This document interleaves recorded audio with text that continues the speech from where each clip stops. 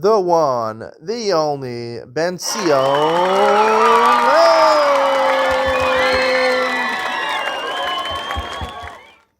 Good evening and welcome to Yeshiva YouTube. Iyun with Benzion. Tonight we're doing Masechah Sotah, Daf Yud, number 10. Most of Daf Yud talks about, a lot of it talks about Shimshon. We continue talking about Shimshon, at least the beginning. Towards the top of Yud and Aleph, it says that the second line, Hashem blessed him. What did he bless him with? He had special genitals. It wasn't that big.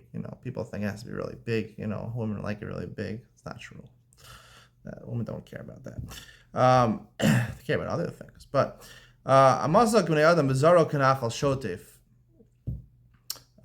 it was the size of regular people. However, Zaro Kanachal Shotif, he had an intense desire to be with a lot of women. Now, this is called a bracha, right? It's not called a klala, right? People would say it's a klala. He has a desire to be with a lot of women, but it's a bracha. It's a bracha, libido, to have a desire to be with women. It's a bracha. You ask people who can't, take Viagra. They have problems with this. It's a bracha. It's a bracha. It's not just a bracha to be a regular person. The bracha is to be better than regular people, to have a stronger desire. And you see the Gemara also, the Gemara towards the middle of the daf, Titachen achar ishtal malami shekol echad ve'echad hevi lo is about fifth wide line. Hevi lo is ishtal lebeis hasurim, when he was in captivity after they blinded his eyes and put him in jail, the plishtim. Everyone used to bring him their own wife. The plishtim used to bring to Shimshon their wife, in order that they should have a child. They should have a wife with Shimshon. Shimshon was a very strong person. I think Gemara says his strength was like the strength of a Kadosh Baruch Hu. They wanted their children to be like Shimshon. Now, fine. So it makes sense. The plishtim, they weren't tzaddikim, so they wanted that they gave up their wives. Which in Judaism would this Masechah Sotah. If you give your wife to somebody else, that she's asura to you. Okay, so they're not the same morally as Jews. But how could Shimshon be together with them? It sounds like he was together with them. So this is what the ArScroll has to deal with over here. Or they think they have to deal with. And photo number 18, they write, most commentators are of the opinion this passage is not to be taken literally. After all, Yochanan himself states below that Samson judged Israel similar to God himself, and that Samson's name is similar to a name by which God is known. How then could he have possibly performed such acts? Various explanations of this passage are given by the Rishonim. Alshich writes that it means the Philistines would take their wives to see Samson, so their thoughts about his strength would cause them to conceive strong children. The thoughts of the parents at the time of the united is a factor in determining the nature of the child that is conceived. This can be seen from the fact that Jacob placed streaked rods before the parent sheep when they mated in order to cause the lambs that would be born to be similarly streaked. Igeres HaKodesh attributed to Ramban. See my Ralph, another Pasha Gemara. Terrible. It's a big problem. How could he do this? So obviously, it's not to be taken literally. He wasn't actually together with the women. They just were together with their wives in front of him. They looked at him. I don't know. The Gemara says this. To me, the burden of proof is upon you to say it's not literal.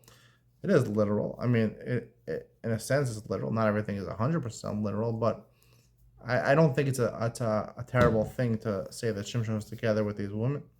I'm not aware that Shimshon was married at that time with Delilah. Maybe he was, maybe he wasn't.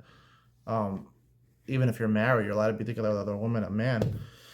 Did he do something wrong? Don't know. I don't know. Is it forbidden to be, a prostitute with women?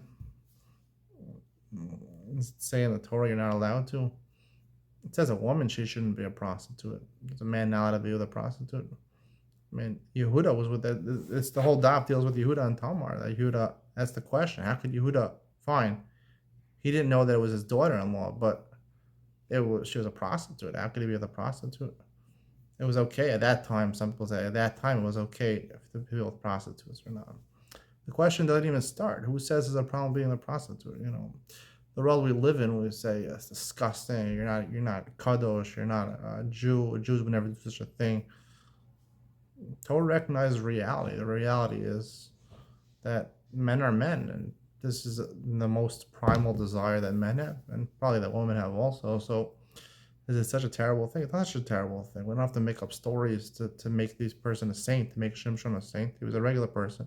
His bracha, the Gemara says, he was blessed that he had a strong desire for women. So it's a good thing. It's a bracha, the Gemara calls it. So we shouldn't write him off and say it was terrible. He was together with all these plishtim women. That he was in jail. He was in captivity. They gave him this pleasure. It's better than prison food. So. Anyway, we shouldn't just assume that based on, what our thoughts tell us and what society tells us that's a terrible thing. We should take an honest approach intellectually based on what the Torah presents us. And this is what the Torah Shabbat and the Torah Shabbat is presenting to you. Fortunately, society tells us otherwise, but you got to go with reason and rationality and your mind as opposed to what everyone else is telling you. Use your own abilities to make decisions. That's why you were given free will. That's why you were given the ability to form your own opinions. I'm telling you my opinion. Tell me whether you agree with me or not. I'd like to hear. Hope you enjoyed tonight's share. See you in the next one.